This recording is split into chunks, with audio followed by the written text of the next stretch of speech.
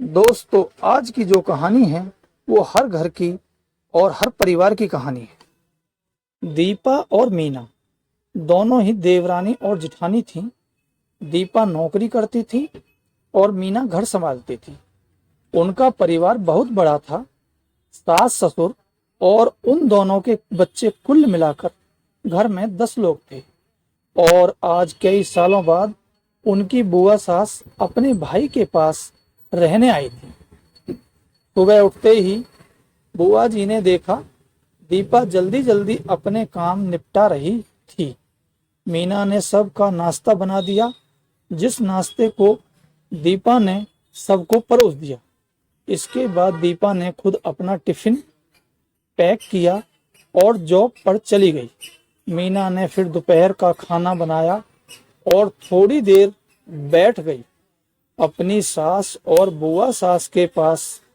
बुआ सास से रहा नहीं गया और मीना से बोली कि छोटी बहू, तेरी जिठानी दीपा तुझ पर बड़ा हुक्म चलाती है। सुबह से देख रही हूँ रसोई घर में तू ही लगी हुई है और वो महारानी दिखावा करने के लिए सबको नाश्ता परोस रही थी, जैसे उसी ने बनाया हो। ये सुनते ही मीना ने अपनी बुआ सास की तरफ देखा और बड़ी प्यार से कहा, नहीं, ऐसी कोई बात नहीं है बुआ जी, दीपा बहुत ही अच्छी है। बुआ बोली, तू बहुत भोली है मीना, पर मैं सब समझती हूँ। इतनी बूढ़ी मैं ऐसे ही नहीं हुई। मीना से अब रहा नहीं गया और वो बोली कि बुआ जी, आपको दीपा दीदी का बाकी सबको नाश्ता परोसना दिखा, मगर आपको ये नहीं पता कि उन्होंने मुझे डांट कर सबसे पहले नाश्ता कराया, फिर चाय पिलाई, और वो रोज ही मुझे सबसे पहले ही नाश्ता करवा देती हैं। वरना सबका नाश्ता बनाते तो मैं नाश्ता ही नहीं कर पाऊं। वो मेरा कितना ख्याल रखती हैं। दीदी सुबह जल्दी उठकर मंदिर की सफाई करके फूल सजा कर रखती हैं और वो मुझे खुद से 1 घंटा लेट उठने को कहती हैं, क्योंकि मुझे उठते ही नहाकर सीधा रसोई में ही जाना पड़ता है। शाम को ऑफिस से आते वक्त दीदी बाजार से सब्जियां भी लेकर आती हैं, क्योंकि हमारे हस्बैंड रात को लेट हो जाते हैं। और दीपा दीदी ने सासू माँ को बाजार जाने के लिए मना किया है, क्योंकि माँ जी अब 60 साल से ऊपर की हो चुकी हैं। कहीं बाजार जाते समय उन्हें तकलीफ न हो जाए। वैसे भी उन्हें घुटनों की परेशानी है और जब माँ जी को घूमने का मन होता है तो दीपा दीदी छुट्टी करके खुद उनको घुमाने लेकर जाती हैं। और हाँ बुआ जी, दीपा दीदी रोज शाम को आकर खाना बनाने में मेरी खूब मदद करती हैं। चाहे वो कितनी भी थकी हुई हो। वो मेरी जिठानी जरूर हैं, मगर वो मुझे अपनी छोटी बहन ही मानती हैं और मैं उन्हें बड़ी बहन मानती हूँ।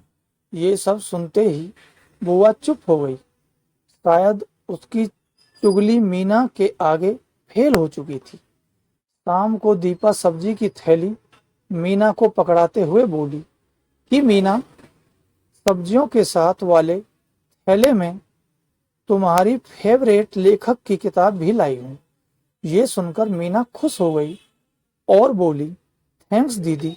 मीना सब्जी की थैली किचन में रखी और किताब रखने अपने कमरे में चली गई। तभी बुआ जी ने दीपा को आवाज दी, बड़ी बहू, जरा यहाँ आना। दीपा बोली, जी बुआ जी। तभी बुआ बोली कि तुम इतनी मेहनत करके कमाती हो और ऐसे ही फालतू किताबें खरीद कर पैसों की बर्बादी कर रही हो, वो भी अपनी देवरानी के लिए। वो तो वैसे भी घर में करती ही क्या है, तुम दिन भर मेहनत करती हो और वो घर पर आराम करती है। इस बात पर दीपा मुस्कुराई और बोली, क्या बुआ जी, आराम? और मीना, उसे तो कह कह कर आराम करवाना पड़ता है। सुबह से बेचारी लगी ही रहती है। किचन में सबकी अलग अलग पसंद, मेरे और उसके मिलाकर 4 बच्चों का टिफिन, सब वो ही करती है, फिर भी उसके चेहरे पर हमेशा एक सुंदर सी मुस्कान ही रहती है। सुबह की चाय पीने का समय भी नहीं रहता उसे, और जब दोपहर बच्चे आते हैं फिर उनका खाना, उनकी पढ़ाई सब वही देखती है। वो है, इसलिए मुझे बच्चों की चिंता भी नहीं रहती और मैं अपना पूरा ध्यान ऑफिस में लगा पाती हूँ। कुछ दिनों पहले ही प्रमोशन मिला है। मम्मी पापा की दवाई कब खत्म हुई और कब लाना है, ये सब वो ही ध्यान रखती है। घर पर भी कभी कौन सा रिश्तेदार आता है, उनकी सेवा भी वही करती है। और बुआ जी, घर पर रहकर घर और बच्चे संभालना कोई छोटी बात नहीं। मेहमानों की भी आओ भगत मीना बिना किसी शिकायत के करती है। उसे तो बस पढ़ने का ही शौक है। फिर क्या मैं अपनी छोटी बहन की छोटी सी इच्छा भी पूरी नहीं करूंगी? अगर उसकी इच्छा मैं पूरी नहीं करूंगी तो कौन करेगा? अब तो बुआ की पूरी तरह से ही बोलती बंद हो चुकी थी। फिर दीपा भी अपने कमरे में चली गई। ये सारी बातें दीपा की सास पीछे खड़ी हुई सुन रही थी। वो बुआ के पास आकर बोली कि जीजी, ये दोनों देवरान जिठानी जरूर हैं, मगर इनका प्रेम दो सगी बहनों से भी ज्यादा बढ़कर है। ये दोनों ही एक दूसरे का अधूरापन पूरा करती हैं। मेरे घर की मजबूत नींव है ये दोनों। पहले मैं भी एक बुरी सास थी और हमेशा ही मैं इनको लड़ाने की ही सोचती थी, लेकिन इनके प्रेम के आगे मैं भी पिघल गई। और वैसे भी इनको लड़वा कर नुकसान तो हमारे ही घर का है, इसलिए मैं भी इनके ही प्रेम में मिल चुकी हूँ। लेकिन ये बातें दीपा और मीना की बुआ सास को समझ नहीं आई और वो मुंह घुमाकर अपने कमरे में चली गई, क्योंकि वो तो इनको लड़वाने ही आई थी। लेकिन दीपा और मीना जैसी बहुओं के बीच दरार पैदा करना बिल्कुल नामुमकिन था। और दोस्तों, अगर दीपा मीना जैसी बहुत बेटी हर घर में हो तो उनके प्यारे घर को बड़ी से बड़ी ताकत भी नर्क नहीं बना सकती। वाकई में ऐसी बहुएं हर घर में हो तो हर एक घर स्वर्ग बन सकता है। आप इस कहानी के बारे में क्या कहेंगे दोस्तों? हाँ।